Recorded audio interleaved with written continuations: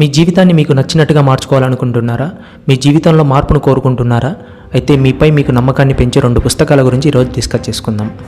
Hi friends, welcome to చదువుకుందాం రండి. ఈరోజు ముందుగా ద సీక్రెట్ రహస్యం ఈ బుక్ని రొండా బార్న్ గారు రచించడం జరిగింది. అసలు ఈ బుక్ యొక్క మెయిన్ థీమ్ ఏమంటే మన ఆలోచనకి ఉన్న పవర్ గురించి తెలిపేదే ఈ పుస్తకం. గౌతమ బుద్ధ ఇలా అంటాడు, ఒకప్పటి మన ఆలోచనల ఫలితమే ఇప్పటి మన పరిస్థితి. సో నువ్వు ఎలా ఆలోచిస్తే అలా తయారవుతావు. మంచిగా ఉండాలనుకుంటే మంచిగా, చెడుగా ఉండాలనుకుంటే చెడుగా. అలాగే నువ్వు గొప్పగా బ్రతకాలనుకుంటే గొప్పగా, చెత్తగా బ్రతకాలనుకుంటే చెత్తగా. సో నీ ఆలోచించిన విధానాన్ని బట్టి నీ జీవితం ఉంటుందనేది అర్థం చేసుకోవాలి. కోరిక మిమ్మల్ని కోరుకున్న దానితో కలుపుతుంది. ఎదురు చూడడం అనే దాన్ని మీ జీవితంలోకి తీసుకొస్తుంది.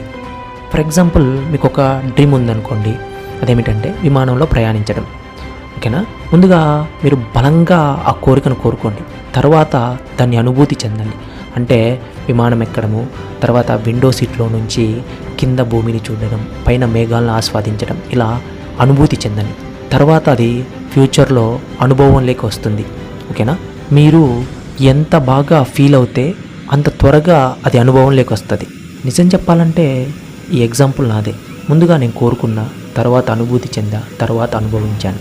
మీరు కూడా బలంగా కోరుకోండి, అనుభూతి చెందండి, అనుభవించండి.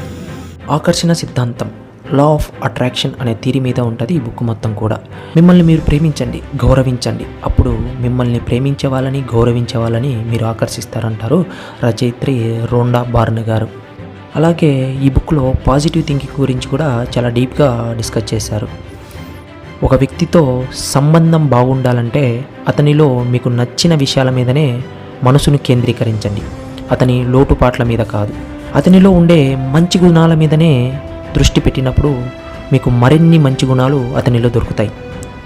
ఫర్ ఎగ్జాంపుల్, రాజేంద్ర ప్రసాద్ గారి ఆనాలుగురు మూవీలో ఒక సీన్లో రాజేంద్ర ప్రసాద్ గారి కూతురు బర్త్డే రోజున టెంపుల్కి వెళ్తారు.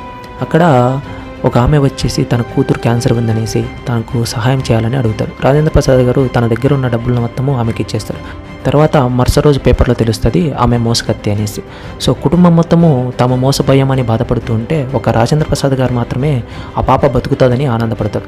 సో ఎటువంటి పరిస్థితిలోనైనా సరే మన ఆలోచనలు పాజిటివ్గా ఉండాలి. మీరు ప్రస్తుతం చేస్తున్న ఆలోచనలే మీ భవిష్యత్ జీవితాన్ని సృష్టిస్తున్నాయి. మీరు దేని గురించి ఎక్కువ ఆలోచిస్తున్నారో, మీరు దేని మీద ఎక్కువ దృష్టిని కేంద్రీకరిస్తారో అదే మీ జీవితంగా రూపొందుతుంది. సో మీ ఫ్యూచర్ మీ ఆలోచన తీరుల్లో ఉంది. మీరు ఎలా ఆలోచిస్తే అలా. సో ఈ బుక్ని మీరు కూడా చదవండి. ఈ బుక్ని మీరు చదివితే మీ గురించి మీకు చాలా విషయాలు తెలుస్తాయి. అలాగే మీపై మీకు నమ్మకం పెరుగుతుంది. చివరగా అబ్దుల్ కలాం గారు చెప్పినట్టు, కలలు కనండి, ఆ కలలను నిజం చేసుకోండి. Thank you for watching. Keep smiling.